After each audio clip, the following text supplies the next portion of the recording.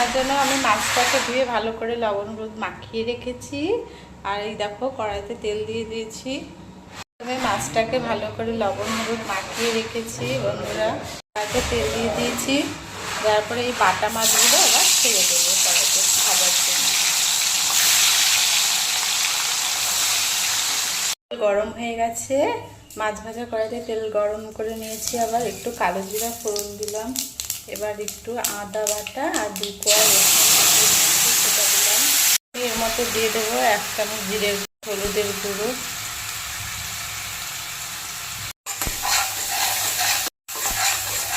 Mixed করে নেব।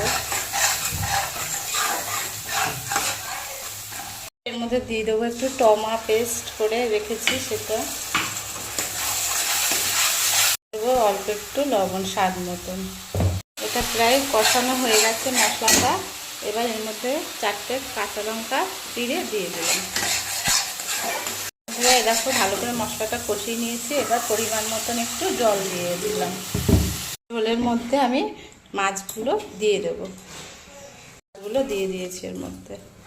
সাথে হচ্ছে মাছের ডিমের বড়া। এর মধ্যে দিয়ে দিয়েছি পেঁয়াজ কুচি, লঙ্কা কুচি আর একটু হলুদ গুঁড়ো, একটু লবণ, আর হচ্ছে ভালো করে মেখে একটু 10 মিনিট রেখে দিয়েছি। একটু বেসন দিয়েছি।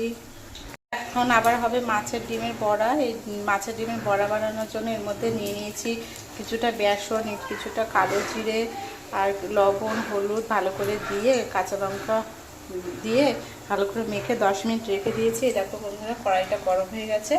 এখন আমি এগুলো দিয়ে দেবো বড়া বানানোর জন্য। এরকমভাবে আরও দিয়ে দেবো। তো যারা যারা মাছের ডিমের বড়া খেতে ভালোবাসো তারা চটপট বানিয়ে ফেলো মাছের ডিমের বড়া এরকমভাবে।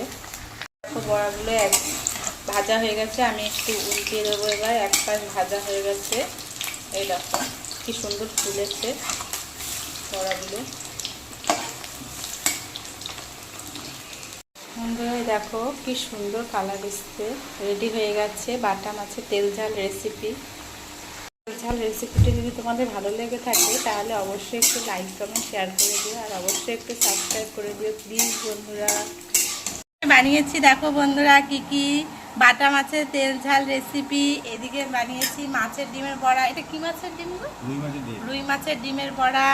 আর এটা হচ্ছে কাতলা মাছের ডিমের বড়া। আর এটা হচ্ছে আলুর চিপস। এ দেখো তোমাদের দাদা খেতে বসে পড়েছে।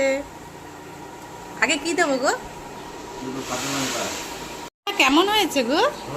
ভালো হয়েছে বন্ধুরা। আমার এই ছোটোখাটো ভিডিওগুলো যদি তোমাদের ভালো লেগে থাকে তাহলে অবশ্যই একটু লাইক কমেন্ট শেয়ার করে দিও, আর অবশ্যই একটু সাবস্ক্রাইব করো বন্ধুরা প্লিজ।